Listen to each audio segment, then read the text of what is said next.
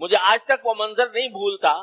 تقریباً 30-35 سال پہلے مجھے چین جانے کا اتفاق ہوا اور پاکستان سے علماء کا ایک وفد گیا تھا چین کے مسلمانوں سے ملاقات کے لیے. اور یہ پہلا موقع تھا جب چین میں باہر سے آنے والوں کے لیے دروازے کھلے. تو اس وقت سوچا گیا اللہ تعالیٰ مغفرت کرے صدر ضیاء الحق صاحب مرحوم، ان کو اللہ تبارک و تعالیٰ نے بہت سی خوبیوں سے نوازا تھا. لوگ بڑی تنقید کرتے ہیں جمہوریت کے نام پر، لیکن جیسا حکمران بحثت مسلمان وہ آیا تھا شاید اس کے بعد نصیب نہیں ہو سکتا. تو انہوں نے جب چین نے پہلی بار باہر کی دنیا کے لیے دروازے کھولے، اس سے پہلے باہر کا کوئی آدمی چین نہیں جا سکتا تھا، تو جب باہر کی دنیا کے لیے چین نے دروازے کھولے اور وہ بھی پاکستان کی کوششوں سے، اس میں بھی پاکستان کی کوششوں کو دخل، تو صدر ضیاء الحق صاحب مرحوم نے پہلا کام یہ کیا کہ وہاں کے جو مسلمان تھے، چین کے مسلمان، وہ سب حج کی دولت سے محروم تھے. حج کی آرزو رکھتے تھے، ظاہر ہر مسلمان کے دل میں ہوتا، اور بہت کم لوگوں کو معلوم ہے کہ چین میں مسلمانوں کی اتنی بڑی تعداد ہے جو ہمارے پورے پاکستان کی تعداد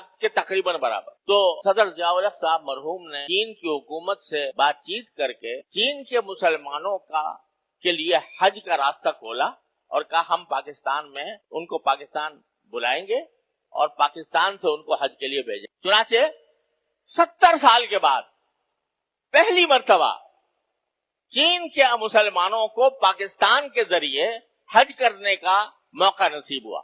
اس موقع پر صدر ضیاء الحق صاحب مرحوم نے ایک وفد تشکیل دیا کہ علماء کا ایک وفد جو جا کر چین کے مسلمانوں سے اظہار یکجہتی کرے. اس وفد کی قیادت میرے سپرد کی تو ہم ایک قافلے کی شکل میں چین میں گئے. تو میں ایک منظر جس کا میں ذکر کر رہا ہوں وہ یہ کہ ہمیں ایک جگہ ایک شہر سے دوسرے شہر جانا تھا جہاں پر مسلمانوں کی اکثریت ہے، اور اتفاق سے ہمارا سفر بالکل فجر کے متصل بعد شروع ہوا اور ایسے پہاڑی علاقوں سے گزرنا ہوا، اتنے زبردست پہاڑی علاقوں سے کہ وہاں پر سردی -14-15 تھی، منفی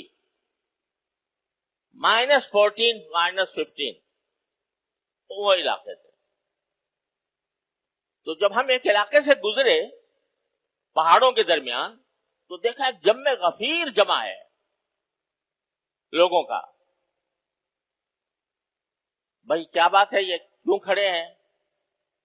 کہ وہ اس لیے کھڑے ہیں کہ ان کو اطلاع مل گئی تھی کہ پاکستان سے علماء کا ایک وفد آیا ہوا ہے اور وہ یہاں سے گزرے گا.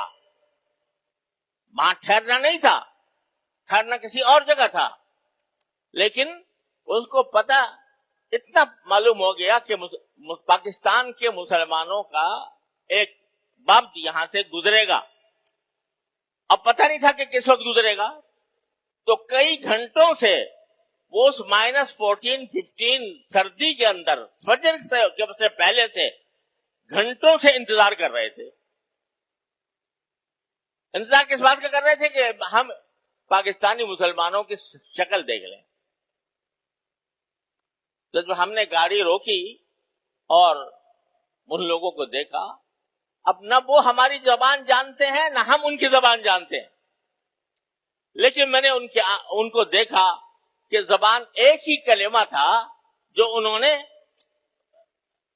جس کے انہوں نے نعرے لگائے، وہ اللہ اکبر اللہ اکبر.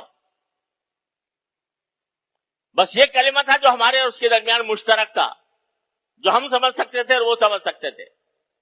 اور ان کی آنکھوں سے آنسو بہ رہے تھے کہ اپنے مسلمان بھائیوں کا جنہوں نے کبھی انہوں نے باہر کے کسی مسلمان کو دیکھا نہیں تھا، تو ان کو دیکھنے کے لیے ان کے دل میں اتنے زبردست جذبات تھے کہ رات کے آخری پہر میں اتنی سخت سردی میں پہاڑوں کے درمیان راستے پر کھڑے ہوئے تھے اور زبان سے کچھ کہہ نہیں سکتے تھے، صرف آنکھوں سے ان کے جذبات کو پتہ چل رہا تھا. ان کی آنکھوں سے آنسو بہ رہے تھے، زبان پر اللہ اکبر کے نام. یہ رشتہ ہے جو اللہ تبارک و تعالیٰ نے سارے مسلمانوں کے درمیان قائم فرمایا، ایمان کا رشتہ. لہذا وہ کیا ہے؟ قرآن نے یہ کہہ دیا انما المؤمنون اخوہ، سارے مومنین بھائی ہیں۔ ہر مسلمان کو یہ چاہیے کہ ہر دوسرے مسلمان کو اپنا بھائی سمجھے۔